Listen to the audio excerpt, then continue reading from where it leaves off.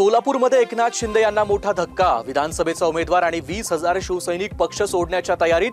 भारतीय जनता पक्षात प्रवेश करणार असल्याची शक्यता। निवडणुकीच्या तोंडावर शिंदेंची चिंता वाढली। भारत आणि दक्षिण आफ्रिका कसोटी सामना सुरू असतानाच कर्णधार शुभमन गिल रुग्णालयात भरती। नाशिकच्या गोविंदनगर भागात आढळला संशयास्पद बॉक्स, बॉम्ब असल्याची अफवा। नगरपालिकांच्या रणधुमाईला राज्यात सुरुवात। बीडमध्ये आमदारांच्या पीएनं सोडली साथ। शिंदे सेनेत प्रवेश करणार असल्याची माहिती। वाशिम जिल्ह्यात नगराध्यक्षपदासाठी 21 तर सदस्यपदासाठी 280 अर्ज दाखल। आणखी 2 दिवस अर्ज दाखल करता येणार। करमाळ्यात मोठा राजकीय उलटफेर झाल्यानं शिंदेंना मोठा धक्का बसलाय।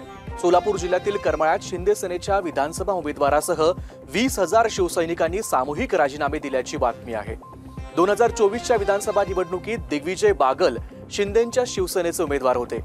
अंतर्गत वादामुळे त्यांनी हा राजीनामा दिल्याचं सांगण्यात येत आहे। त्यांच्यासह 55 शाखा प्रमुख आणि 20,000 शिवसैनिकांनी राजीनामे पाठवत पक्षाला जय महाराष्ट्र केला आहे। बागल यांचा जिल्हा अध्यक्ष महेश चिवटे यांच्याशी वाद आहे। काही दिवसांपूर्वी हा वाद थेट पोलीस ठाण्यात देखील गेला होता। या वादातूनच राजीनामा सत्र सुरू असल्याचं सांगण्यात येत आहे। तर माजी आमदार जयवंतराव जगताप यांच्या निवडणूक प्रभारीपदी नियुक्तीमुळे बागल गट नाराज असून त्यामुळे सामूहिक राजीनामे दिले जात असल्याचं दुसरं कारणही सांगितलं जात आहे। स्थानिक स्वराज्य संस्थांच्या निवडणुकीत बागल गटाला डावललं जात असल्याचं राजीनामा देणाऱ्यांचं म्हणणं आहे। यातूनच त्यांनी एक बैठक बोलावं, त्यात राजीनामे पोस्टाने पक्षश्रेष्ठींकडे पाठवणार असल्याचं सांगितलं। दरम्यान सोलापूरचे पालकमंत्री जयकुमार गोरे यांनी दिग्विजय बागल भाजपमध्ये येतील असं म्हटलंय। सोलापूर जिल्ह्यातील मोहोळचे माजी आमदार यशवंत माने आणि राजन पाटील यांनी अजित पवारांच्या राष्ट्रवादीतून स्थानिक स्वराज्य संस्थांच्या निवडणुकीच्या तोंडावर भाजपमध्ये प्रवेश केला होता। आता बागल यांना देखील पक्षात ओढण्यासाठी भाजप प्रयत्न करत असल्याचं दिसतंय। भारत आणि दक्षिण आफ्रिका यांच्यात कोलकाता इथं कसोटी मालिका सुरू आहे। या मालिकेत टीम इंडिया वरचढ स्थितीत असतानाच भारतीय संघासाठी एक चिंताजनक बातमी समोर आली आहे। सामन्यादरम्यान टीम इंडियाचा कर्णधार शुभमन गिलला अचानक रुग्णालयामध्ये भरती करण्यात आला आहे। शुभमन सामन्यात फलंदाजीला उतरला तेव्हा 2 चेंडूंचा सामना केल्यानंतर तिसऱ्या चेंडूवर त्यानं स्वीप शॉट खेळत चौकार मारला, पण शॉट मारताच त्यानं मान धरली आणि हेल्मेट काढलं। टीमच्या फिजिओनं तपासणी केल्यानंतर तो रिटायर्ड हर्ड होऊन परतला। आता त्याला कोलकाता इथल्या रुग्णालयात भरती करण्यात आलंय। शुभमनला किती दिवस रुग्णालयामध्ये ठेवायचं याचा निर्णय डॉक्टर तपासणीनंतर घेणार आहेत। नाशिकच्या इंदिरानगर बोगद्याजवळील गोविंदनगर परिसरात एक संशयास्पद बॉक्स आढळला।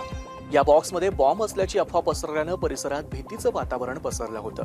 घटनेची माहिती मिळताच अंबड पोलीस ठाण्याचे पोलीस पथक घटनास्थळी दाखल झालं।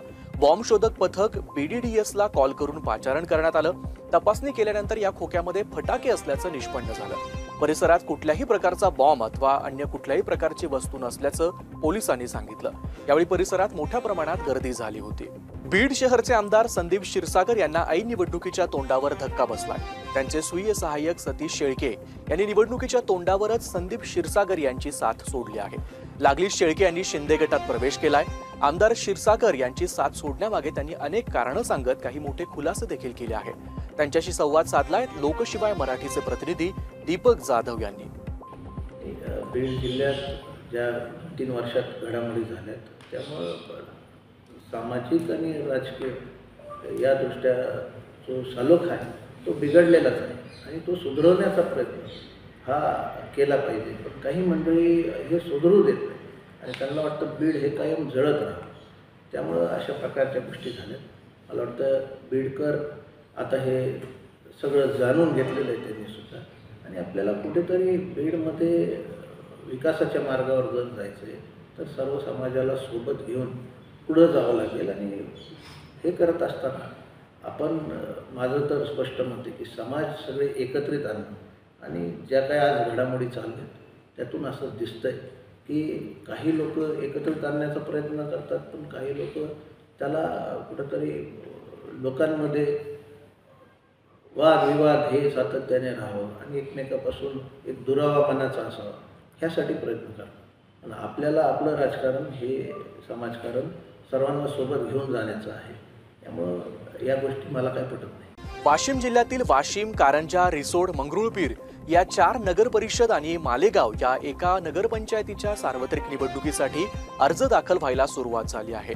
नामनिर्देशन पत्र दाखल करण्यास उमेदवारांची गर्दी वाढत असून दिनांक 15 नोव्हेंबर रोजी एकाच दिवशी नगराध्यक्ष पदासाठी 10 तर सदस्य पदासाठी तब्बल 201 असे एकूण 211 नामनिर्देशन अर्ज निवडणूक विभागाकडे प्राप्त झाले आहेत। यामुळे 15 नोव्हेंबरपर्यंत नगराध्यक्षपदासाठी 21 आणि सदस्यपदासाठी 280 असे एकूण 301 नामनिर्देशन अर्ज जिल्ह्यात प्राप्त झाले आहेत. निवडणूक प्रक्रिया सुरळीत आणि शांततेत पार पडत असून उमेदवारांकडून मिळणाऱ्या वाढत्या प्रतिसादामुळे निवडणुकीची रंगत वाढली आहे. अद्याप युती आघाडीकडून अधिकृत उमेदवार घोषित झाले नसले तरी मोठ्या प्रमाणात अर्ज दाखल झाले आहेत. निवडणुकीसाठी आज आणि उद्या असे 2 दिवस अर्ज भरता येणार आहेत.